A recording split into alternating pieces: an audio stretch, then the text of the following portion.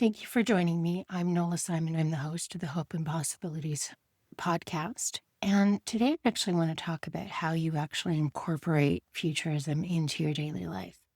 There's a lot of different ways to practice futurism, but my interest has always been how do you incorporate it into your daily life and make steps towards the ideal future that you want? Some companies call this future back. So I did my original futurism training with Institute for the Future. So they use that future back concept, which is 10 years from now. What is it that I think ideally could be a future I want to live?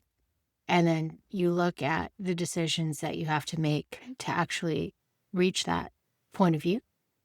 And that's how you make it happen. So again, it's not necessarily a straight shot to that ideal future, but it's if you are navigating a path and you've got that idea in mind, how do you make choices along the way as things change and move and technology gets decided, other people make decisions around you? How do you navigate that path so that ideally you look and end up close to where it is you want to be? That's my interest in futurism is I'm not necessarily looking at from a societal level. It's how do you incorporate it at an individual level that gets you closer? And then if lots of people are doing that, then you have impact on larger issues. So how do you navigate that together to have an actual impact overall? You start out by doing a variety of noticing. So a lot of futurism is really about paying attention and directing your attention and your focus into what's actually happening around the topics that actually interest you. So there's multiple possible futures on every topic you could possibly think about, but not every person who's interested in futurism is going to be interested in the same thing. And there is no specific one answer for each individual topic because it's influenced by your perceptions, your knowledge, your information, your relationships, your location. All of that is very different. And that's where it becomes very interesting when you get into scenario planning and simulations. What can you actually learn by doing that on a mass level to understand where the commonalities are, right? So this is where it can become very interesting. The individual experience and expectation is then translated into something that's larger and more influential that we can learn from and then work towards, right? You start simple by scanning for signals. So articles, art, stories, experience, media pieces. A lot of it is personal experience. So you're walking the dog and somebody tells you a story about something that happened to them, right? It's something that you notice. Trends in fashion and cars and all these different things are little signals that indicate to you something that's happening, right? You start paying attention and you start collecting it. A lot of it is really just noticing. It doesn't have to be really super intellectual. Everybody processes this kind of stuff differently, right? So a lot of times I trust my intuition with it. It's like you notice it and you go, oh, that's interesting. I wonder why. And then you start noticing it. And it's more about how you direct your function and your attention, your focus. So that's scanning for signals. And then do those signals actually transfer into a trend? So what are you seeing in terms of trends longer term, right? Are you noticing it? Have you been noticing development? How is this changing from year to year? When does it actually become a trend that's actually going to have influence longer term? And then is it a trend or is it an actual change? So for example, cell phones. I had a cell phone when I first graduated university in 1994 because I went to work for a cell phone company.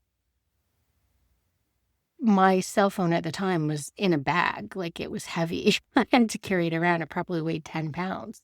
And now we use a cell phone that's so tiny you can put it in your pocket and it really takes the place of a laptop the majority of the time. So that starts out as a signal, then becomes a trend, and then becomes a significant change to how we do business, how we conduct our lives, how we direct our focus. But it also has impact on relationships and how people communicate and interact, and it's got longer term consequences that when cell phones first started, I don't think people understood. How does that work from here? Because we know where we are right now, but what does that look like going forward? Is it going to translate into something like Google Glass?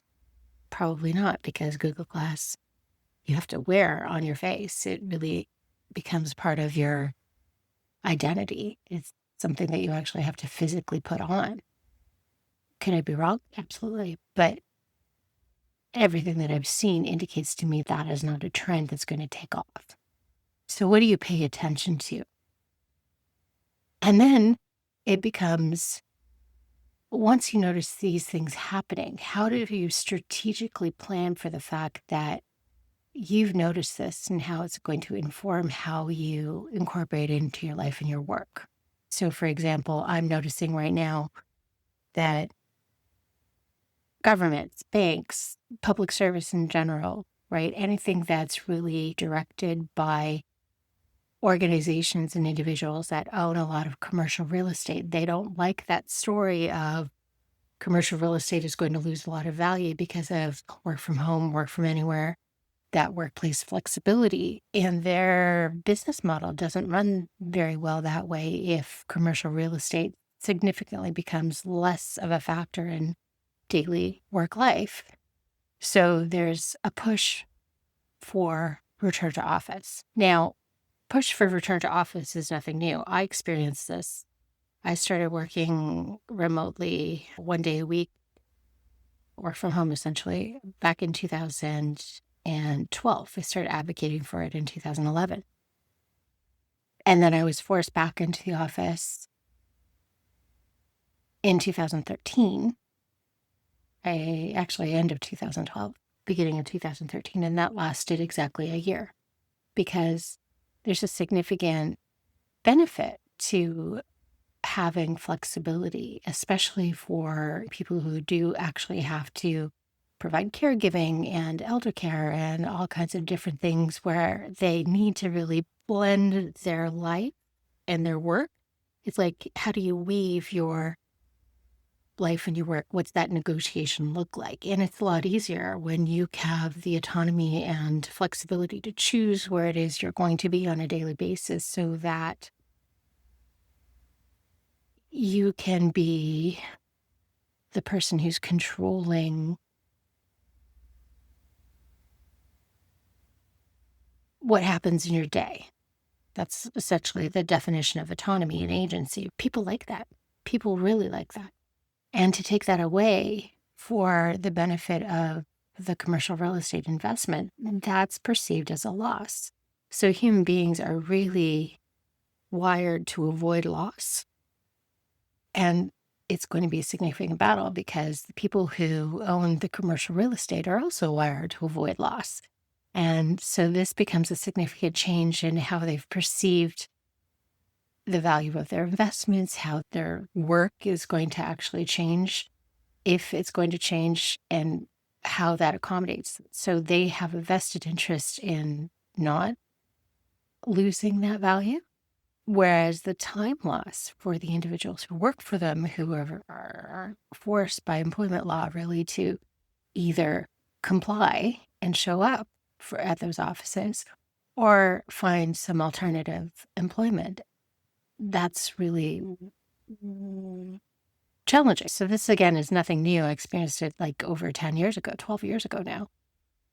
My kids don't even remember me working in an office because of the choices that I made along the way to allow me to be home for them. They remember me being the mom that I always wanted to be, which was I wanted to be the default parent. I wanted to be the person who would come to the school, go to school meetings. I would be the person who was home so that their friends could come over and they could go swimming and have sleepovers. And I wanted to be the person doing the car runs if they wanted to go to the store. And I would be that parent in the neighborhood who could be relied upon.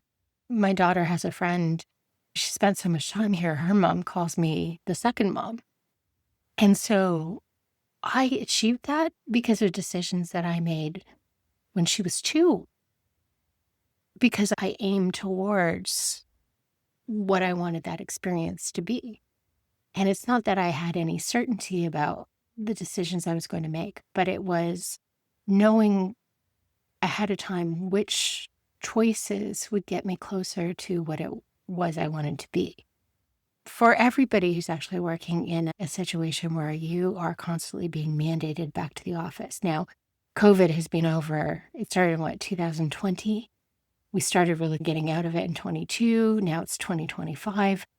Every September since 2022, really, 21 maybe, if you're really early, people have tried to force their employees to go back to the office because it's impacting downtown, it's impacting the subways, ridership is down, it's impacting the stores around it. So the people who live down there are actually having their experience affected because there's not enough foot traffic, because there's not enough commuters to keep their dry cleaners and their restaurants and their cafes running. So neighborhoods are changing all because people are working from home. And so it becomes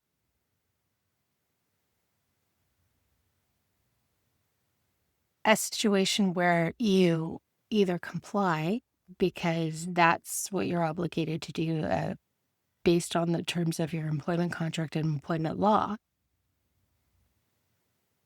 or you make decisions that actually support your goals. Now, I've been in financial services. I've worked in wealth management. I didn't actually work in the insurance division, but I did work for an insurance company.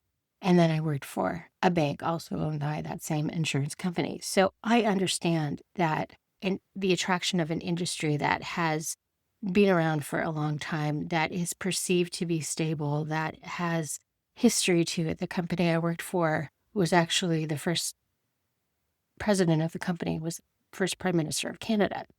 That's a significant legacy. So there's a perception that company is safe, and that then translates into stable employment. But it's also the credibility brought by the brand name. And a lot of times when people ask me what I did, I didn't actually tell them anything about what I did. I just told them I worked for that company. And that was sufficient.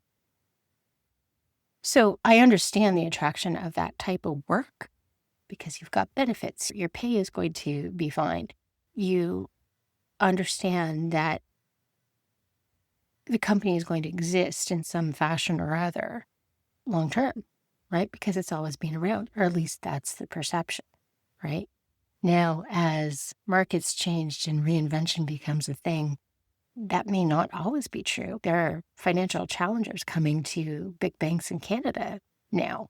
Things are changing because a lot of people don't necessarily even need to walk into branches of banks anymore. They do everything online. And so that relationship with the local branch is being impacted. The small town that I grew up in Sutton, all of their banks are closing. The town council is actually challenging the last bank that's leaving because every bank is abandoned the town, right? And they have an older population, and that population is used to that level of service. It becomes problematic, right? But this is the thing. What is that future going to look like? And if you're not noticing these trends and you're not paying attention and you're not thinking about what possibly could be happening 5-10 years from now, you're going to be caught off guard. You're not going to be changing. You're not going to be upskilling. You're not going to be planning for what that could possibly look like. Now, right at the moment in my work,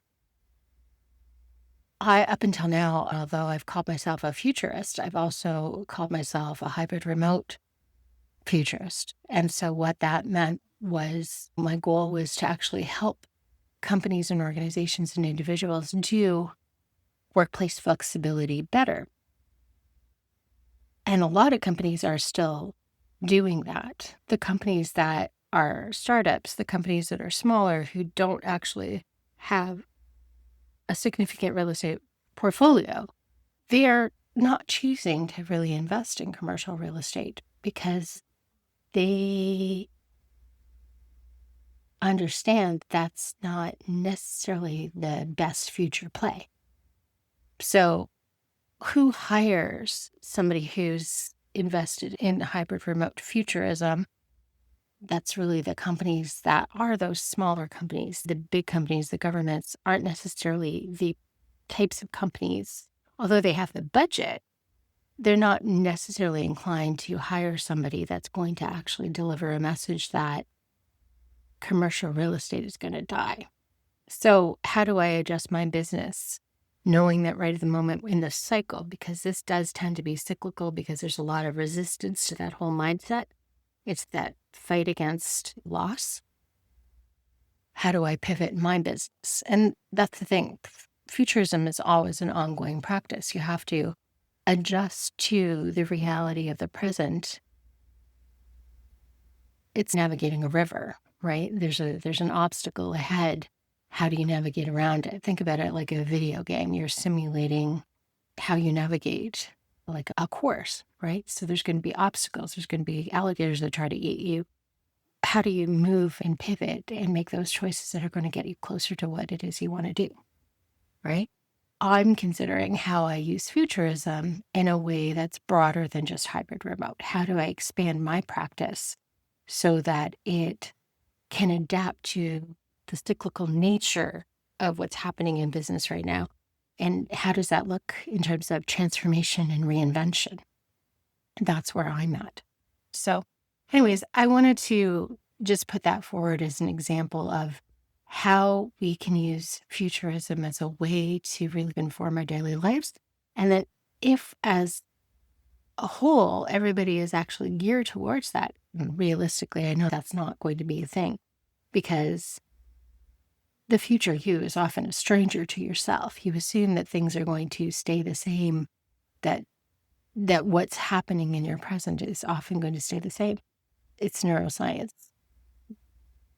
The majority of people don't necessarily think about what their future self is going to like. That's why it's so hard to stick to an exercise program or to eat in a different way or to save, because that mindset of prioritizing future over present is a challenging one, right? So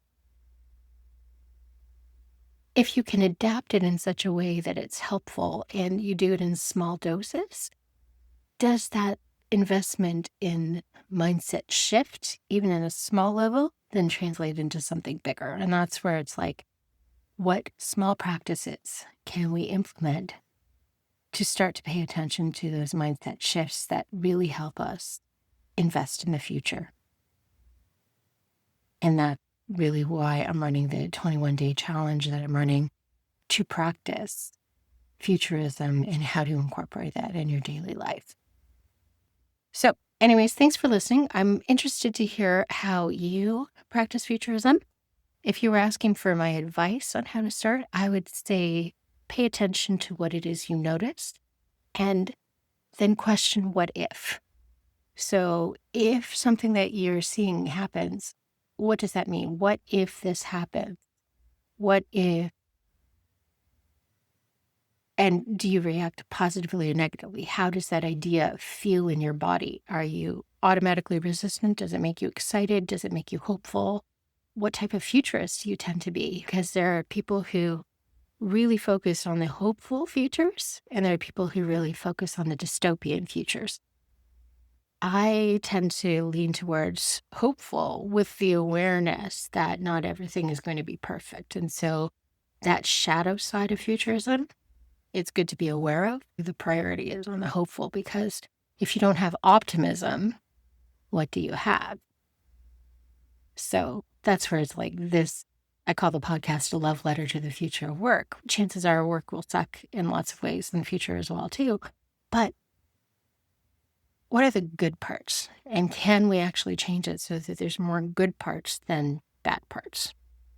Anyways, I'd love to hear your thoughts. Thanks.